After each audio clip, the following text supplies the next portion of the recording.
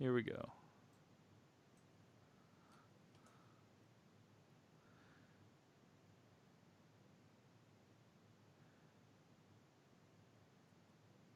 Sorry about that. Mm-hmm. Devindra, let's just start over. Is that cool? Sure. All right, here we go. Hello, everyone, and welcome to the Slash Filmcast. I'm David Chen, and with me is, Devindra Hardwar. and welcome to the show. Devindra, I think you're calling in today from Georgia, right? Visiting some family in Georgia today? Yeah, calling from Atlanta on a bit of a vacation here. Hopefully it's not much worse sounding. Yeah. Hopefully, you can get in touch with those Decatur guys. Get on our Decatur watch list as well. Gonna try to make that happen. Yeah. All right. But yeah, so Devindra's calling in from Georgia. If he sounds a little bit different, that's why. But that's not the only change here on the Slash Filmcast today. We are obviously without Jeff Kanata, and I just want to say a few words about why that is. A few days ago, Jeff texted me and Devindra and said, "Hey, I need to get emergency eye surgery," and that's definitely three words you don't want to hear in the same sentence, right? Never. In this, in right next to each other. You do not want to hear those words, Especially from somebody whose visual processing of things you really respect and enjoy. It's not great. For Jeff, who much of his work, both as an actor, as a host, and like all of his stuff, in large part depends on being able to see clearly. I know he's a huge fan of VR. And so we were very concerned for Jeff, and he originally believed that he had to go through a procedure that would require him to be face down in an uncomfortable position for 6 weeks or so, be unable to talk to people. It was going to be a brutal affair that would have impacted both his professional life, his personal life greatly. Oh yeah. The whole idea of also not being able to talk to his kids or see them for 6 weeks sounds terrible. Yeah. So that was pretty scary for everyone, and we immediately started kind of thinking like that was the reality that would occur for Jeff. Is that he had to like kind of prepare. He was dealing with this information in real time. He had to prepare, and so we actually recorded a Slash Filmcast After Dark about this topic. That After Dark will not be released because in the time since that After Dark was recorded, new information has come to light, man. Which is that he got a second opinion about his condition, which is a detached retina, and he was able to figure out a way to get a prognosis that was much better than what he originally had. I'm just going to read from his Twitter account, rather than try to represent the facts myself. I don't want to like make any mistakes. But yeah, he posted an update to his situation 2 days ago. He said, first of all, I cannot thank you all enough for the outpouring of kindness and goodwill I've received over the last day or so. I'm absolutely humbled by it. You have all heartened my family and me immensely. Second, some positive news. My wonderful and amazing wife insisted on getting a second opinion, so we visited another retina specialist. Same diagnosis, but he offered to do a different procedure to repair my eye. This surgery evidently will be more intrusive in the short term. I'll have to be knocked out for it, and he says it will be more uncomfortable, but promises to reduce the risk of another detachment in the future. And even better, he says I'll have much less of the awkward positioning during recovery and will be able to speak and maybe even read. He also thinks the recovery should be shorter. I'm taking this as a very good news and await scheduling of the surgery. So the takeaway is always get a second opinion. Also, thank you all. I'm feeling encouraged about this and hope to be back sooner than I thought. End quote. So when I first learned about this, that is like pretty shocking. That he would get two diagnoses that were, or the diagnosis was the same, but the recommendation was very different. And so this seems like a much better situation for him. He actually tweeted about it yesterday. He says it will be a vitrectomy with a scleral buckle is what he got. And he says, with the buckle, I'm not expected to be out of commission nearly as long as I was originally told. So it won't be 6 weeks. Sounds like it'll be a matter of like, I can't say how much time it will be, but it's going to be much less onerous than we originally thought it would be. And so I think that is the updated information. That's all we know right now. But so many people have reached out with well wishes. A couple people have donated in Jeff's honor. I mean, all of it has been so heartening and so heartwarming. And I know Jeff really appreciates it. And if he could be here tonight, he would express that to everyone.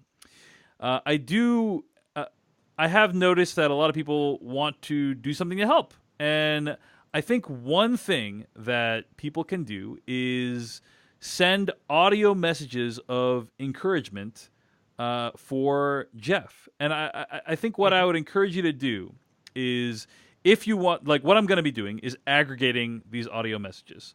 And so what I'd encourage you to do is feel free to email /filmcast@gmail.com. In the subject line of your email, put message for Jeff. So again, /filmcast@gmail.com with subject line message for Jeff. I'll make a little filter and put all those emails into one folder on my Gmail. And attach a voicemail. You can use the audio recording feature on your phone to attach an audio file. And feel free to just send an email to /filmcast@gmail.com, subject line message for Jeff, and share some words of encouragement for Jeff.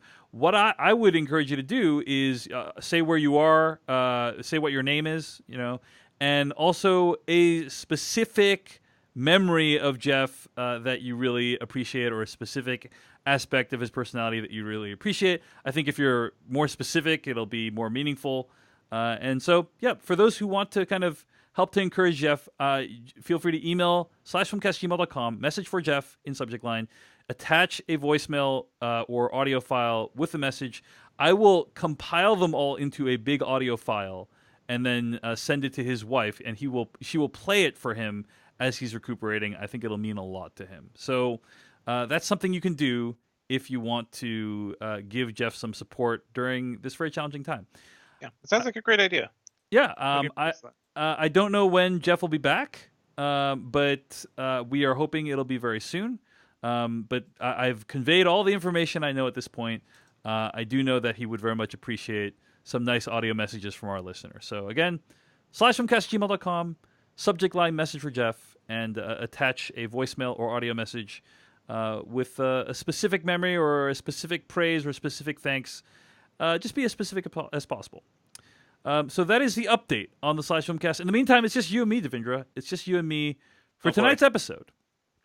And it's going to be a pretty brief episode. We're just going to talk about some what we've been watching and then move on into a review of Ready or Not, which is a new film from Fox Searchlight that was out this weekend.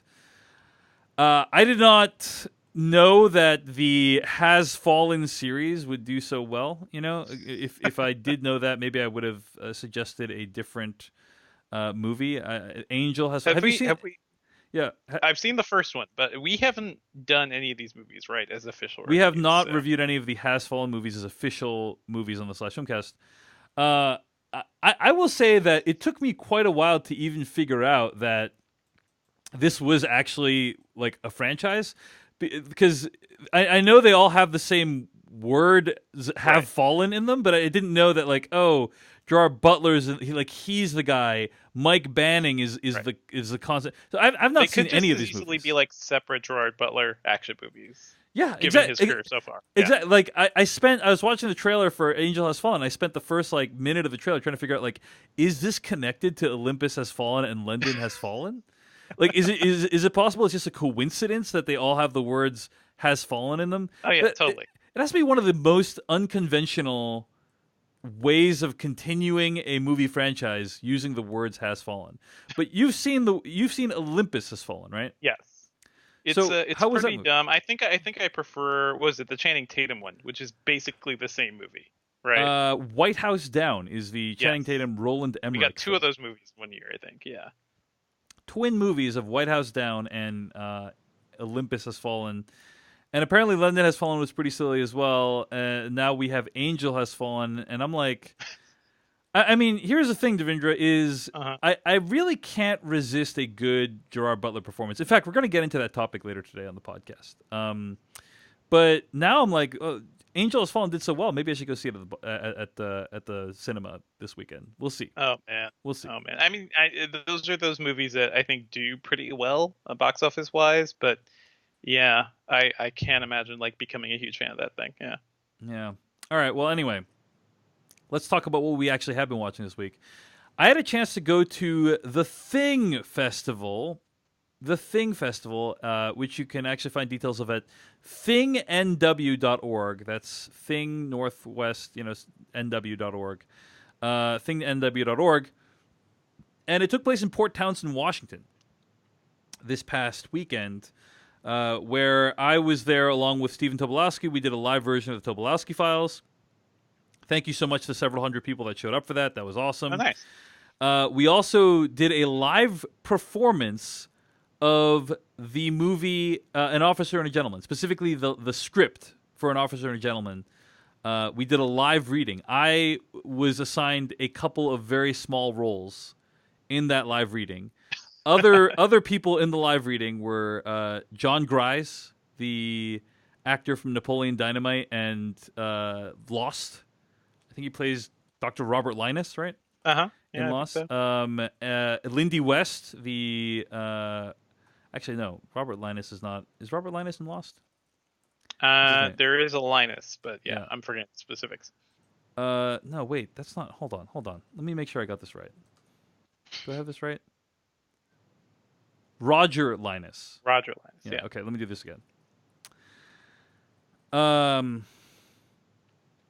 So I also got a chance to do a live reading at Thing Festival. There's also a live reading of An Officer and a Gentleman, the Richard Gere movie. Have you ever seen that movie? Maybe when I was a kid. That is a weird thing to do a live read of. Well, what was the occasion here? So the occasion is that this arts festival. It's like a music, art, craft festival. Very cool, very hip. It took place at Port Townsend, and An Officer and a Gentleman was shot at Port Townsend, Washington. So the idea was that we'd do a live reading of the script at Port Townsend, Washington, where this festival takes place. I had a chance to participate in the live reading.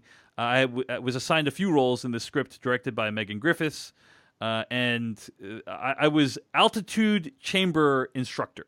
That was my role in the live reading. There were some great actors in the live read, including Stephen Tobolowsky, who played the narrator, John Grise from The Pretender and from Lost and from Napoleon Dynamite, and Lindy West, the author of Shrill, who got a series made out of her book on Hulu. And John C. Reilly was also in the live reading as well. So got to do a live reading of An Officer and a Gentleman with those folks. And even though that movie is very long, it was a pleasure to be able to be on stage with all those awesome people. And I forced myself to watch the movie before I did the live read, because I wanted to know what I was getting into, and that movie has not aged well. It is actually kind of bad, and I think that this is why I'm wondering why why the live reading in general. If you're going to celebrate something filmed there, man, I don't know. It feels like a stretch. I mean, the thing is, that movie was considered good when it came out. Yeah. It was a huge hit. It made $130 million on a $6 million budget. And I think it was nominated for like 5 Oscars or something like that, or 4 Oscars, including Best Actress for Deborah Winger, Best Music, Original Score, Best Film Editing, and Best Screenplay. Like, those are not minor nominations. But I think the movie is really, I don't know if misogynistic is the right word, but it certainly has a very bleak view about women. Right. I mean, one of the women in the movie tries to kind of trap another dude into marrying her. And the main character, played by Deborah Winger, like one of the main characters, she has no function in the script other than to help Richard Gere achieve actualization. And so, yeah, I mean, it's a movie that's aged really poorly. It's a movie that where the female roles are pretty embarrassing and painful to reflect on when you watch it today. And there's just like a lot of stuff that feels like it doesn't pay off. So, for instance, earlier in the movie, you meet Robert Loggia, who plays Richard Gere's character's father in the movie.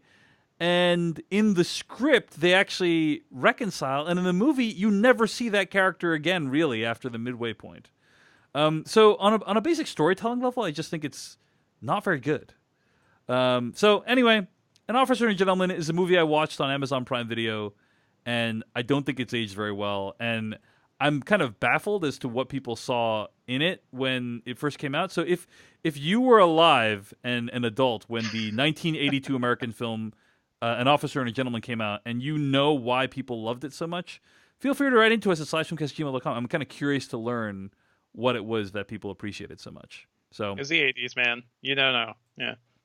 So that's An Officer and a Gentleman. We did a live read at the Thing Festival, and that's one of the things I've been watching this week. I also read this article at TheRinger.com. I don't know if you saw this piece by Shea Serrano called "Den of Thieves is an underappreciated heist movie masterpiece." No, Did you I see did this not. piece? Yeah. No. So Den of Thieves is a movie that came out not too long ago. It came out in 2018, January of 2018. And it was directed by Christian Gudegast. And this movie was not reviewed very positively. It got a 41% on Rotten Tomatoes. Mhm. And so I thought That, it was... by the way, is what I think of like the Gerard Butler milieu of like, schlocky action movies, basically, right? But I think that's about right. But here's the thing. I think this movie doesn't get its due. People thought of it as a Heat ripoff. And I think Shea Serrano puts it really well here in the article where he says... that the fact that Den of Thieves is a Heat ripoff is a true criticism and a real criticism. And he says, quote, "Let me secondly say, I don't care. I just don't. If you're going to ape a heist movie while making a heist movie, you should absolutely ape the best heist movie of all time.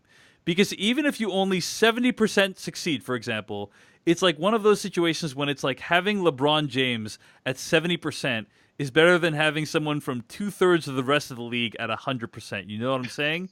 So go for it." Does that qualify as masterpiece though? Like I think when you call something unjustified masterpiece, it's more than just like doing the thing something else did pretty well. I don't think that makes you a masterpiece. Well, Maybe he a makes good he makes a copycat. whole case for it in the article. You can read it and decide if. I mean, Oh, man. what you really have to do, Devindra, is watch the movie. I think I will have. It's a very dad movie, so I will probably end up watching it with my dad at some point, especially this week.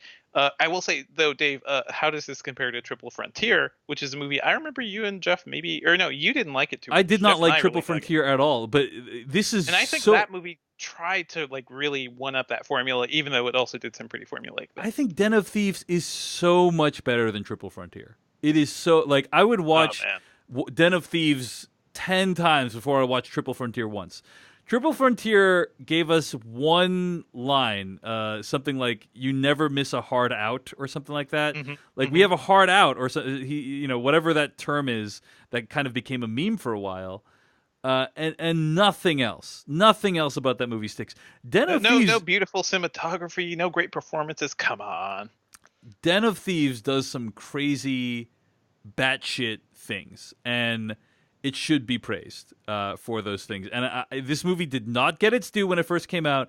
This is like Man from U.N.C.L.E. all over again. Remember when Man from U.N.C.L.E. came out and people were like, "This movie is completely acceptable. There is nothing remarkable about Man from U.N.C.L.E." Although, no, I remember when that movie came out, people were, and I think we were among them, certainly that movie ruled. People were saying that from the beginning. The Den of Thieves thing, I hear crickets. No, in people the were crowd. not saying Man from U.N.C.L.E. ruled when it first came out. This movie came out in 2015. It has a 66% Rotten Tomatoes. I mean, that is technically fresh, but a lot of people were not fans of that movie. No, sure. Certainly, that is what 20% better than what? Den of Thieves. It is 20 Rotten Tomatoes percent better, but yeah, I mean, like it's certainly not universal critical acclaim. Yes, agreed. Survey the critical landscape today, and people freaking love Man from U.N.C.L.E. They're freaking go out of their minds about Man from U.N.C.L.E. Well, it's They're also the losing. people I see still freaking talking about gifs. it. GIFs and memes, and why isn't there a Man from U.N.C.L.E. sequel? And like I think this stand for happens, the by people way. from Man from U.N.C.L.E. Like it is nonstop. Amazing how Man from U.N.C.L.E. is. And the conversation shifts over time, Dave. Like here's the thing: like the people talking about Man from U.N.C.L.E. now are the ones who really like it, right, and still remain committed to it. And I think that's what happens over time, right? The hardcore fans just become the dominant voice, whereas when a movie's first release, it's just it's kind of everybody, and it may not be everybody's cup of tea. I will say, is this movie more batshit than Law Abiding Citizen? Another great Gerard Butler entry. it is not more batshit than Law Abiding Citizen, but Oh. I would say it gets about 30% of the way there. And So it has you give it 70% heat, 30% law-abiding citizen, yes, and you get Den you of get Den Thieves. of All Thieves, right, all right. and a really one of Gerard Butler's great hammy performances. I think he is great in this. I think the ensemble they get is great in this. And I think Den of Thieves is worth a revisit. Like, culturally, we need to revisit how we classify Den of Thieves. Like, it is a forgotten piece of heist movie. It is a Right. forgotten piece of pop culture that I think is going to make a resurgence in the near future, and you should check it out. You should check it out. What kind of annoys me though is whenever we have this kind of commentary around things that were, once forgotten or once maybe not loved enough, it always has to be this was a masterpiece that we didn't see at the time. You can't just be like, hey, that movie's pretty good. It's better than people thought. No, it's a masterpiece, and here is why it is one of the best movies ever made. And that tone of conversation kind of annoys me, especially if I go and watch this movie and it's nowhere near what they're saying. Well, Devindra, I mean, you got to get those clicks somehow. You know what I mean? If you're like, Den of Thieves is actually a completely acceptable heist movie, then that's just not going to get as much attention as if you call it a masterpiece. Which is probably closer to the truth. Yeah. I'm not impugning Shea Serrano's motivations or methods at all. I think I'm willing to believe that he believes that it's a masterpiece. But yeah, Devindra, I think you will enjoy it as a Heat knockoff that has. Well, I don't even want to talk about what happens at the end, but suffice to say, does it have a sad Ben Affleck, Dave? Does it have a sad Ben Affleck? I don't even know. Are we talking about the town? Is that what's happening? Talking about Triple Frontier. Oh, Triple Frontier. Okay, there's a lot of sad Affleck, I guess. Peak sad Ben Affleck. Okay. I literally thought you were talking about the town just now. That's also true. Yeah. Anyway, okay. So, Den of Thieves. I checked that out again. I mostly agree with Shea Serrano's assessment. It is pretty good, and people shouldn't have hated on it. And like Man from U.N.C.L.E., this movie's going to come back, baby. Okay, Devindra, what have you been watching? I just want to shout out the second season of Succession, which I haven't had a chance to talk about yet. I just want to say, like, this show continues to be as amazing as it was, I think, towards the second half of the first season. It is funny. I started rewatching the first season as well, and it's like it's not, it's good. It's really entertaining, but it definitely took a while to grow into being this biting satire of ultra rich Americans and ultra rich like media culture and media families and that sort of thing. And this season just continues that. I have to say it's still amazing. I know you're doing a recap podcast of it, Dave. If anybody else is not watching that show, this is the thing I've been evangelizing for the past year, basically. Since I think I was the one who got you guys to watch Succession in the first place, right? So yeah, just watch the show. I actually think that's true. Yeah. I think I was like, sick. I'm not. I remember exactly. I was sick during the summer, and I just like sat down one Saturday and watched all of Succession, and then I started spreading the gospel, and got more people into it. So I'm glad this is where we are now, and more people are watching it. But I'm sure there are some people who've held off. Definitely check it out. This most recent episode, the third, I think ties directly into the movie we're going to be talking about today too.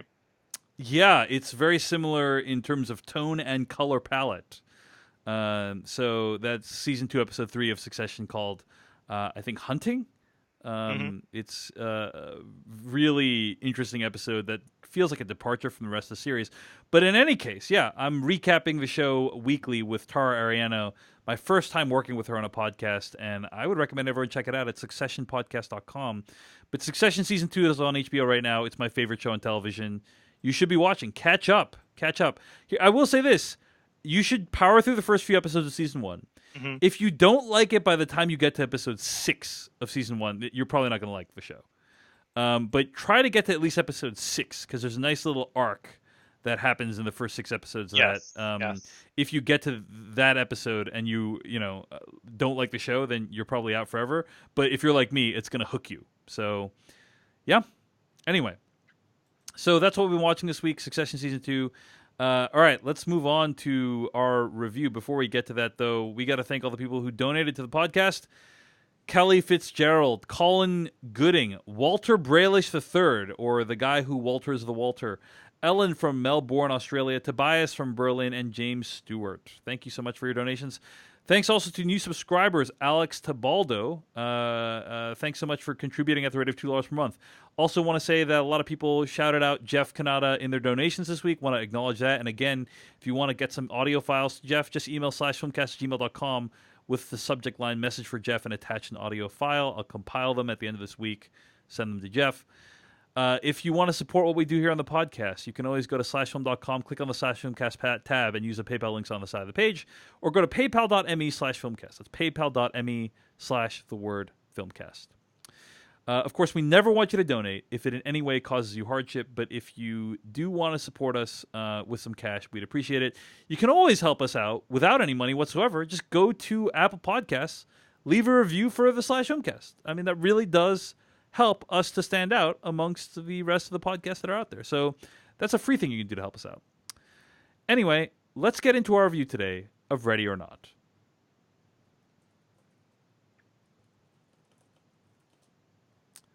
That was from the trailer for Ready or Not, a new film by directors Matt Bettinelli. Let me do this again.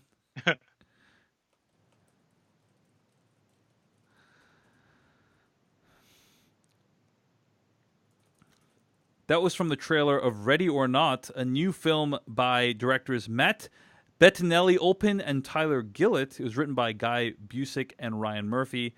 I'm going to read the plot summary from IMDb. A bride's wedding night takes a sinister turn when her eccentric new in-laws force her to take part in a terrifying game.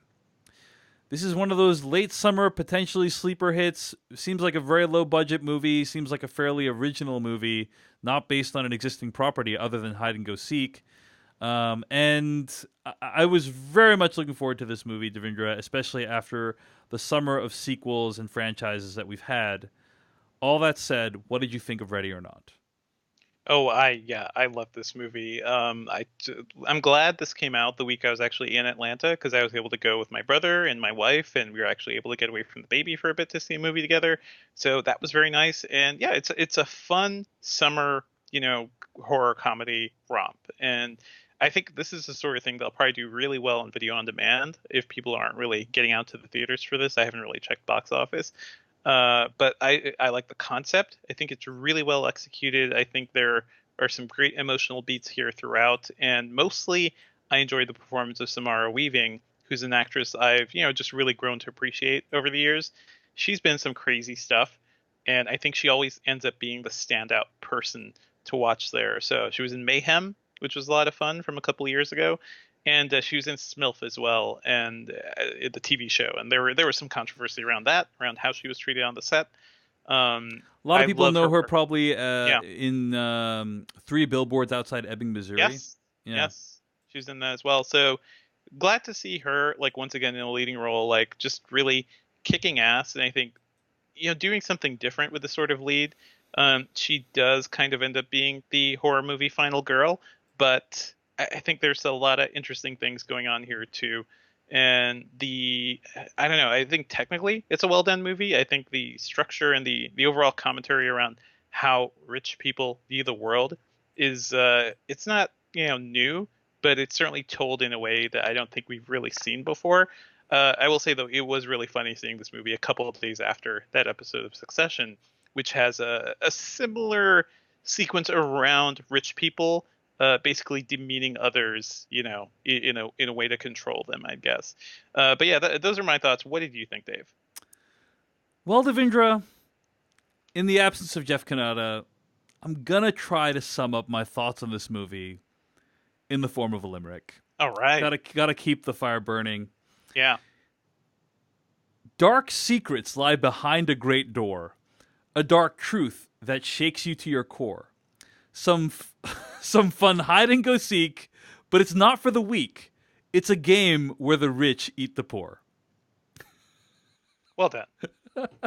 I mean, it's okay. It doesn't do a great job of expressing my opinion on the film, but it does a good job of summarizing the movie, I think. Mm-hmm. Anyway, I quite enjoyed this movie. I think you've already pointed out a lot of the things that are good about it. One of them is the lead performance by Samara Weaving. She is extremely charismatic. She performs virtually the entire film wearing a wedding dress. Apparently they had something like 17 wedding dresses, like that, in gradual states of disrepair that she wears throughout Oof. the course of the film. Yeah. But it's a striking image. It's like the headline image of the poster. It's an image that's very much in the trailers, and just the idea of her wearing this dress and flummoxing all these rich people that she's going up against it's really just visually striking. It's very much a reflection of like the bride from Kill Bill 2. That whole poster, except instead of a sword, she has a giant gun and ammo. Yeah. And I quite enjoyed her. I think that as a piece of horror filmmaking, it's actually really skillful. I mean, Hmm. they set like at this point I've seen, I don't know, a dozen, 2 dozen movies that takes place in like one location, right? Like horror films set in one Right. Right. location. And it can be really difficult to make that feel interesting. It can be very difficult to make that look interesting. And I think this movie really does it because, something that our colleague Jeff Kanata would often say when we're talking about movies like Green Room is you want the characters to be smarter than you. Like, you want them to Yeah. do things that you would do, or even better, that you wish you would think to do. And what you don't want is for the audience to be ahead of the character. You don't want the audience to think, "Oh, why isn't this character doing blank? Why aren't they doing blank?" You want the audience to feel like they need to catch up with the main character. And I definitely, I don't know if I felt like this character is like way ahead of me, but this character definitely was smart about it. Like they weren't dumb. They were doing things that I felt like I would do to extricate myself from this situation, and encountering obstacles that felt very organic and reasonable given the outlandish premise. Yeah, while also reacting to everything, I think pretty realistically and dramatically well. Like it all kind of makes sense. It all fits into place. It doesn't just feel like a horror movie template. Sometimes I think some movies, when they try to upend these templates, they try to make their characters too badass or even too smart, and this doesn't feel like that. This feels just real to me. I thought the color palette of the movie was really interesting. The vast majority of it felt almost like natural light. Like Hmm. they Very use candlelight. Yeah. this very warm kind of tungsteny light for almost like it's if you look at the poster, it's all like orange. There's not a trace of blue in that poster. And I think that that's just an interesting way to shoot a movie like this because it actually is pretty immersive. Like Hmm. you feel like you're there at this location, not that there's like a guy with a camera and another person with lights right off the cam, like right outside of the frame. You feel like, oh, this is like almost documentary, like that they entered this mansion and just kind of stayed there and shot what was happening. And I thought that was a cool choice that gives the movie a very distinctive look. So, yeah. Anything else we have to say about the other actors in this movie? I mean, Yeah, the I one. mean, Yeah, go there's ahead. some great stuff. I will say, like Adam Brody, I think does some great work in this movie. He's a guy I've always really enjoyed, mainly since the OC, and seeing him, this character almost feels like he is the OC guy from an alternate universe, set in the future in a way, just tired of the rich people, and yeah, there's a lot going on there. I like the conflict he has as a character, and also just shout out to Henry Czerny, who Yes. is always a reliable uh, douchebag rich guy. Like just so reliable. He was reliable. He was great in Sharp Objects. I also really liked him in Revenge, where he was basically the big bad guy, and his role was sort of like being the Joker as just like a rich douchebag. And yeah, it's fun. It's a good role for him at least. I mean, going back all the way to Mission Impossible 1 and like Clear He's and good at Present it. Danger, Yeah, like yeah. these are movies that were seminal to my upbringing, and watching Henry Czerny kind of I like to imagine that all Henry Czerny movies take place in the same cinematic universe, Uh-huh. and that this movie simply chronicles his mental decline to the point where he's willing to subject potential family members to this horrible game that Yeah. takes place. You could believe that somebody with that sense of like entitlement and who lives in the world of rich people can justify this game in their minds. I also really liked Andy McDowell in this movie, just because she is somebody coming kind of from outside this family while also being a big part of like why this insane game is happening. And I also love Andy McDowell as an actress, and it's great to see her always. I like Andy McDowell a lot, but I felt like her performance in this movie was a little bit over the Yeah, top. It felt like a little bit from a different movie. I mean, the movie's pretty goofy, so maybe I'm like the movie is yeah, kind of yeah. wacky. Sometimes it edges up too close to that line of being wacky. It almost feels like it's not taking itself seriously sometimes, Hmm. and I actually kind of feel like for most of the movie, you do need to take this ridiculous premise seriously if you want the audience to latch onto it Yeah. emotionally. Like, But there are certainly key moments where I think it's ridiculous to the point of being really funny. I don't think it's like Cabin in the Woods or anything, but it's funny. It has its great funny moments. you need the characters to take the premise deadly seriously, Yes. uh, because the humor comes from the premise, and like if people on the cast are like, oh, I'm in a funny movie, like it kind of breaks the spell a little bit for me, and I felt like at moments, at times, some of the actors, including Andy McDowell, kind of broke that spell a little bit, reminded me that I was watching a ridiculous movie Hmm. versus like, hey, this is a ridiculous movie that everyone just happens to be really serious about. So, anyway, those are our overall thoughts on Ready or Not. Shall we get into some spoilers for the movie? Sure. All right, spoilers for Ready or Not coming right now.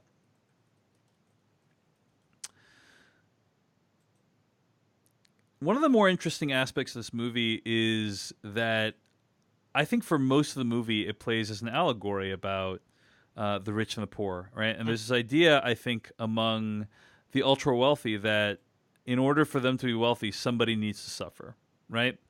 And this is not an idea that's new. This is an idea that goes back like many decades, if not centuries. That I think many people think of the acquisition of wealth as a zero sum game. That it's like, hey, like certain classes must be subjugated in order for me to continue to enjoy my life. And I think real life is more complicated than that. And so, but the idea that all these characters think, hey, we need to play this perverse game in order to literally survive.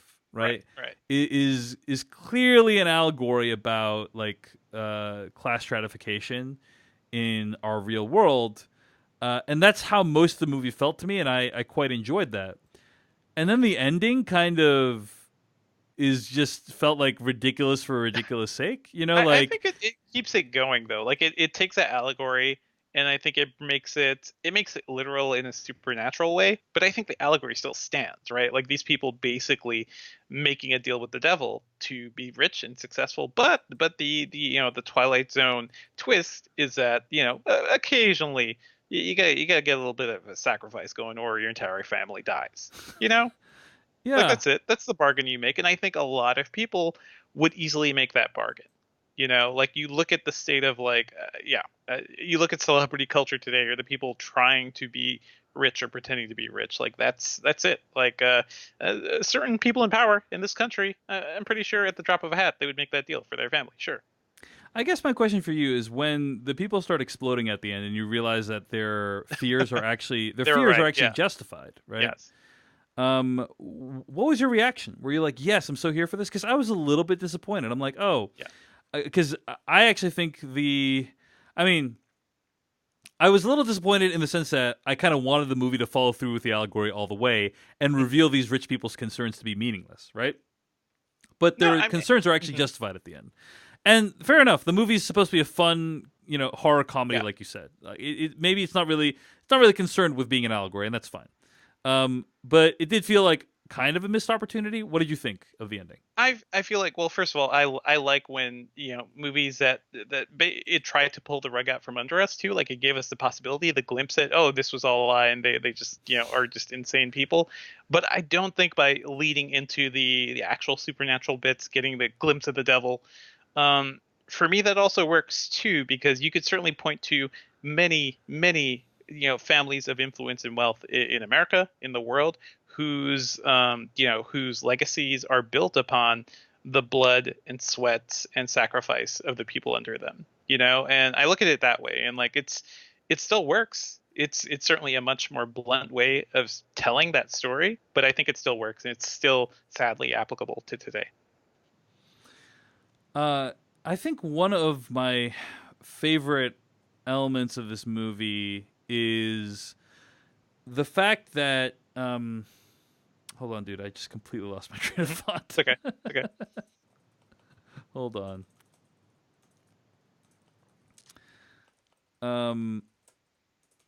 Just give me a second, dude. It's been a long weekend. Yeah. There was one I just had this point I was gonna bring up, and now I forget what it was. Oh yeah. Okay. I could let me No, jump in with something. Hold on, I think I got it. Okay, I got it. Okay, got it. One of the things that I really enjoyed about this movie, and that is something that's raised in the most recent episode of Succession that you mentioned, Devindra, is that in many ways the rich live by a different set of laws, right? Yes. And the fact that they live in these massive houses, one feeling you get when you enter one of these places or watch like a depiction of one of these places is like anything could happen, right? Anything could happen. You're entering a kingdom of completely different rules and right, laws. and anything could happen, and like no one would ever have to know about it. You know what I mean? And that idea is certainly brought forth in Succession this week, but it's also brought forth in this movie where people have been murdered in this house, and they just simply discard their bodies in a hole, right? And it's like, oh, like what happens to those people come asking questions? Like whatever, doesn't matter. Like no one's gonna suspect them, and if they do, like they have the best lawyers in the world. Mm-hmm. So if you die, they'll just throw your body in a hole. Like that's kind of what what is implied in this movie is like, hey, no one will ever find you because like the rich live by a whole different set of rules. Yeah. And I also love, by the way, that this movie hints at other rich families dealing with the same thing. Yeah. You know, so it's not just this family. It is sort of like, oh, this is why these people are, are also rich, and also like it helps to perpetuate the fear of what they're dealing with too. Like they think there is an actual threat because other people have been, their families have been obliterated because of this curse as well, or so they think. There's a whole Ready or Not cinematic universe going on out there. But yeah, all that said, it is a movie I think you shouldn't think too hard about because there are those questions that remain. Like, okay, so people are murdered, or what happened? Like, what happens to Samara Weaving's character after this movie? Like, how does she explain? Like, she doesn't come out of this looking good. You know what I'm saying? Yeah. Like, I think the same's like Get Out in a lot of horror movies too, right? The aftermath is certainly more complicated than what came before in some ways. Yeah. Like you just never know what's going to happen afterwards. So. I will say, like, I do like the recurring gag of killing the help, which is again very blunt commentary, but I think the way it goes around, I think, is hilarious. And I really love the butler who's just way too into his job, which is really taking the idea of the like noble, loyal butler a little too far. It's just funny in that respect. It's also funny they gave him a little like character moment where he's like conducting the orchestra in his head, and it's blocking out the audio, and he can't hear, and as a result, like something terrible happens to him. I mean, there's just lots of little touches like that I appreciate. Like I think my admiration of the storytelling is best summed up in the moment when Samara Weaving's character gets to the front gate, and she like busts the gate open and like squeezes through, and it like with a hole in her hand, rips open her midsection. And she like rips through her dress and also like her skin, and runs away. And you're like, oh, dude, she's completely free at this point. The car's coming. She's good. She's good. But then you see that like because that she left a portion of the dress on the gate, and that's how the butler guy knows to like get to her.